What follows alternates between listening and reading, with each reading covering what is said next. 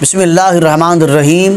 محرم الحرام کی 10 تاریخ کو لوگ نیاز میں حلیم، بریانی، شربت وغیرہ تقسیم کرتے ہیں۔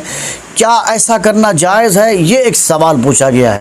دیکھیں، اس کا جواب یہ ہے کہ عاشورہ 10 تاریخ ہو یا اس کے علاوہ کوئی اور تاریخ ہو، یہ مذکورہ چیزوں کا مقصود جو ہے وہ ایصال ثواب ہے، اور ایصال ثواب کا معنی یہ ہے کہ کسی شخص کا اپنے عمل خیر، نیک عمل کا ثواب کسی دوسرے شخص کو پہنچانا ہوتا ہے، خواہ وہ دوسرا شخص جس کو وہ ثواب پہنچا رہا ہے وہ زندہ ہو یا فوت ہو چکا ہو۔ یہ شرعاً جائز ہے، بلکہ مستحسن امر ہے۔ چنانچہ اللہ تعالیٰ نے قرآن مجید میں ارشاد فرمایا، سورۃ الاعراف آیت نمبر 151، قال رب اغفر لی ولأخی وادخلنا فی رحمتک وانت ارحم الراحمین۔ اس کا ترجمہ یہ ہے کہ حضرت موسیٰ علیہ السلام نے التجا کی، دعا کی، اے میرے رب، مجھے اور میرے بھائی حضرت ہارون علیہ السلام کو بخش دے اور ہمیں اپنی رحمت میں داخل کر،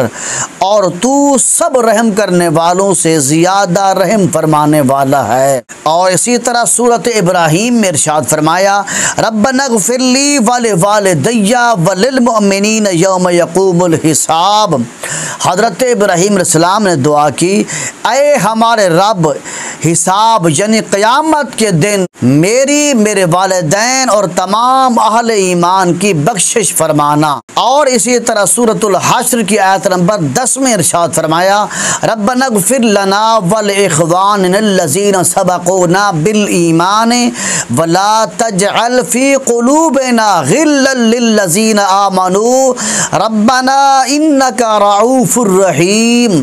اے ہمارے رب، ہماری مغفرت فرما اور ہمارے ان بھائیوں کی بھی مغفرت فرما جو ہم سے پہلے وفات پا چکے ہیں۔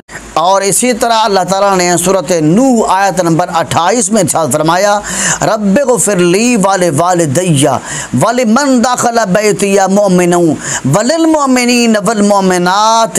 حضرت نوح علیہ السلام نے دعا کی، اے میرے رب، میری اور میرے والدین اور جو ایمان کے ساتھ میرے گھر میں داخل ہوا اور جملہ ایمان والے مردوں اور عورتوں کی مغفرت فرما۔ اور اسی طرح سنن ابو داؤد میں یہ حدیث موجود ہے، حدیث نمبر ہے 1678۔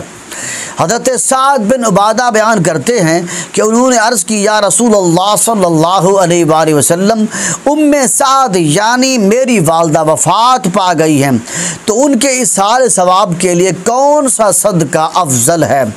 تو حضور نبی اکرم صلی اللہ علیہ وآلہ وسلم شاہ فرمایا، پانی۔ چنانچہ انہوں نے کنواں کھدوا کر وقف کر دیا اور کہا، یہ ام سعد کا کنواں ہے۔ اور اسی طرح سنن ابو داؤد میں یہ حدیث موجود ہے، حدیث نمبر ہے 1689۔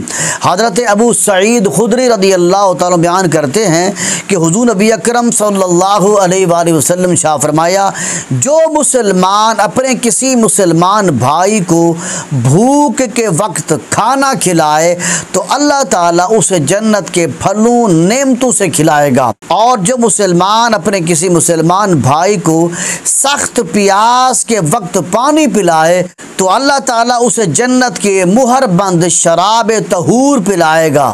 تو دیکھیں، قرآن اور حدیث کی روشنی میں پانی پلانا اور کھانا کھلانا فی نفس ہی ایسا ثواب جاریہ ہے جسے شریعت مطہرہ میں باعث اجر بیان فرمایا گیا ہے۔ تو دیکھیں، عاشورہ 10 محرم کا دن ہو یا اس کے علاوہ کوئی اور موقع ہو، بعض مسلمان بریانی بناتے ہیں، بعض مسلمان حلیم بناتے ہیں، اور بعض مسلمان شربت تقسیم کرتے ہیں، سبیل تقسیم کرتے ہیں۔ تو اس سے مقصود جو ان کا ہوتا ہے وہ یہ ہوتا ہے کہ یہ شہداء کربلا، سیدنا امام علی مقام امام حسین علیہ السلام اور آپ کے جمیع رفقاء شہداء کربلا، ان حضرات کو ان کا ایصال ثواب کرنا ہوتا ہے۔ تو ایصال ثواب کرنا قرآن اور حدیث سے ثابت ہے۔ لہٰذا عاشورہ کے موقع پر جو مسلمان بریانی بناتے ہیں، حلیم تقسیم کرتے ہیں، شربت تقسیم کرتے ہیں، تو ان کا یہ عمل جائز عمل ہے۔ مگر ایک بات ضرور یاد رکھ لیں کہ کہ اس موقع پر لوگوں کو سنت کے مطابق بٹھا کر کھانا کھلائیں، سنت کے مطابق ان کو پانی پلائیں، شربت پلوائیں۔ اگر کوئی غریب آدمی وہاں موجود نہ ہو تو اس کے گھر میں کھانا پہنچوائیں۔ یہ جو اکثر لوگ مکان کی چھتوں پر چڑھ جاتے ہیں پھر وہاں سے کھانا پھینکتے رہتے ہیں، یا بعض لوگ بڑے اجتماع میں شاپروں میں کھانے کو پیک کر دیتے ہیں یا ڈبوں میں کھانے کو پیک کر دیتے ہیں پھر اس کو پھینکتے رہتے ہیں، اس طرح نہ کریں۔ اس سے ایک تو کھانے کا ضیاع ہوتا ہے، اور بعض اوقات ایسا بھی ہوتا ہے کہ کھانے کی بے حرمتی ہوتی ہے، اکثر لوگوں کے پاؤں کے نیچے بھی کھانا آ جاتا ہے۔ یہ طریقہ غلط ہے۔ باقی لوگوں کو کھانا کھلائیں، پانی پلائیں، جیسے میں نے عرض کیا ہے سنت کے مطابق۔ تو محرم کے عاشورہ 10 محرم کے دن یہ سارے کے سارے کام یہ جائز کام ہیں، ثواب کام ہیں، یہ کرنے چاہیے۔